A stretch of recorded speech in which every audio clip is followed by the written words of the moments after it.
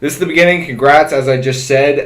Start off by warning you, this is not going to be a quick journey, but I've done my absolute best to make it as simple as possible for you. All right. I'm sure you've seen a lot of the lingo and trading language we use, and I'm sure that can be confusing. So in this part of the training, I'm going to avoid using that as much as possible for your sake. Okay. We'll get into like the lingo, the terms, and all that later. Okay.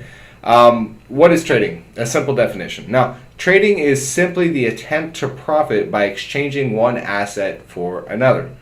Let's put it simply. It's the attempt to buy low and sell high for a profit, right? Or vice versa, right? Now, that's literally, if you can keep trading that simple, you're going to do just fine. That's what you want to do. You know, it's really as simple as buy low, sell high. Okay, and it gets a little bit more complex than that, especially in the Forex markets. But we'll get into it. It's not bad. Trust me, you're gonna get it just fine. Now, let's look at some charts. Now, this is an example chart just for the illustration. At this exact point in time, right on this chart, if we look at the gray line right here, that's the current market price. That's market open. Now, at that exact point in time, you can choose to either buy, sell, or you can do nothing, which more often than not is fairly advantageous. Okay, if you choose to buy here and price went up, you would make money. Or if you chose to sell here and price went up, you would lose money. Okay. Now, ideally, when I said buy low, sell high, you'd want to buy down here, sell up here, right? Okay, it looks good on a chart, when you're looking at the past history, right? So we'll get into that. We'll get more into that. Now, check this out. In the previous one, if we chose to buy at the price in the previous photo, right, and price went up, you would have made money. So if we had bought around here where the previous photo was and price went all the way up here, we would have made money. Now, if we chose to sell at that price in the previous photo and price went up, again, you would have lose money. Right? I just want to make that super clear and simple for you. Now, equally at this time, you may have chosen to sell. Had the price gone down instead of up, then you would have made money, right? So let's say you were identifying this as a high in the market, okay? And you're saying, okay, I think we're going to go the other way. So you start selling, and then the price went down.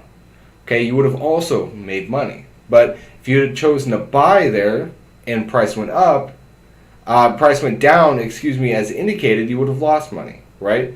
If you buy and the price goes down, you lose money. If you sell and the price goes up, you lose money. It's that simple, okay? Now, of course, doing nothing is an option. There's always the option to not trade at all if you're not confident in the market. This is actually often a very wise choice, and we get very in-depth into this in later training, some of the more advanced stuff. Okay, I know it sounds weird, right? Like, how is doing nothing advanced? But yeah, just you understand when you watch it, okay? What can you trade? There's a number of different products that you can trade. We are going to touch on the basic products here, what people in financial circles often refer to as vanilla products. Okay, so there's a whole world of complicated financial products out there that we don't need to get into right now. Okay, asset classes from equities to futures, crypto to Forex, commodities, stocks, options, etc. Okay, there's just a ton. We're going to cover a couple of these, and one in particular will be taught in depth, which is Forex. Okay, because that's what we trade. That's what this course is designed for. Okay, designed to teach you the most about. Let's talk about shares. Now, there's one word that a lot of you newbies or greenhorns are probably most familiar with, and that's shares. Sometimes also known as stocks or equities. If you buy a share in a company, then you own a bit of that company, right? Like, you have the right to partake in the benefits of ownership, such as the profits of that company, right? One definition of a share that we like is one of the equal parts into which a company's capital is divided, entitling the holder to a proportion of the profits, right? Okay. Commodities. There are numerous commodities you can trade, too numerous to mention. A commodity is a raw material or primary agricultural product that can be sold, okay? Examples of this that you can trade are coffee, textiles, geez, there are so many. Gold, silver, obviously, palladium, platinum. The list goes on and on. Okay.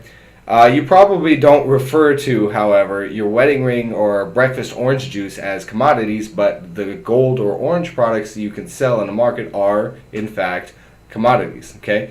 Yes, you can trade orange juice. Okay. There's a charts for it. There's a market for it. And commodities trading originated with the need for farmers to secure a price for their produce that they could guarantee regardless of future weather or trading conditions. So there are a number of products out there that may seem weird or wonderful to new traders, but are actually very big business. Okay, Forex. As you can see, we have a lot more info here because we're going to get more in depth into it.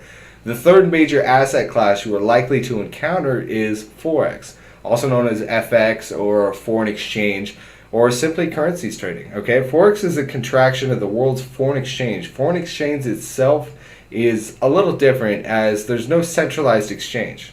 Like there's the London Stock Exchange for shares or the Chicago Mercantile Exchange for commodities. Rather, Forex trading is undertaken between two parties who want to trade with each other. These may be banks, hedge funds, or traders like you and I. There are complex electronic systems that enable this to happen without a central exchange. This is known as over-the-counter or OTC trading. Okay, Forex is really its own world and operates in an entirely different way to other financial products. This presents some challenges, but mostly it gives us a lot of opportunities for individual traders like you and I, who are often referred to as retail traders. The Forex market has a much lower barrier to entry than other markets, both in terms of money. You can get started with a few $100 to the technology. You can do it from any internet-connected computer or laptop, tablet, or smartphone. The stock exchanges typically operate in business hours, not ideal for trading if you have a job, right? But the Forex markets run 24/5, all day, all week during the business days, right? 5 days a week. So when you get off work, you can hit the charts, right?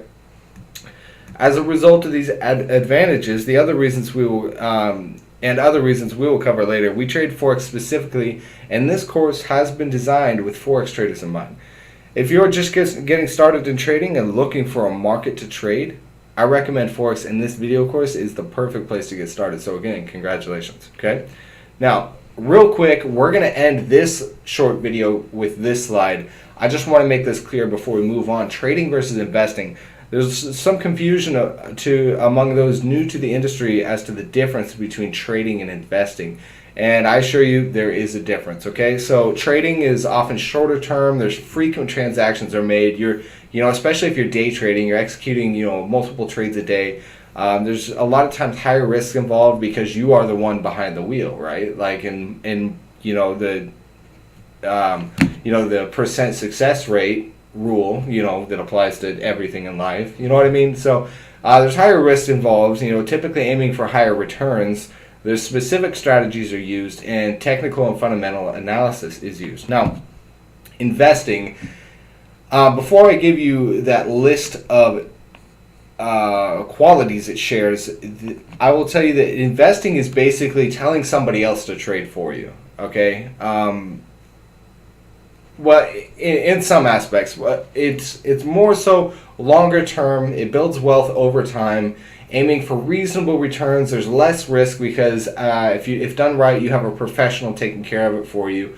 There's more general strategies, like you're not the trader. Instead, you're looking at portfolios or hedge funds or trade accounts that are doing well, and what's their equity curve, what's their drawdown, what's their gain, what's the time that they've done so, their track record and things like that. So you're just looking at some pretty basic stuff like that. Oh, they're consistently making money? Okay, it's a wise investment. Oh, they're consistently losing money? No, I mean, I'm not going to give them my money, right? It's easier for you. It's just it's more general than being in front of some charts, okay?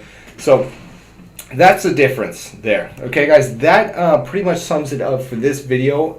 We have a couple more in this short series, so let's wrap this one up and go take a bathroom break, get a coffee or soda, whatever it may be, and I'll see you on the next video. Okay, guys, take care.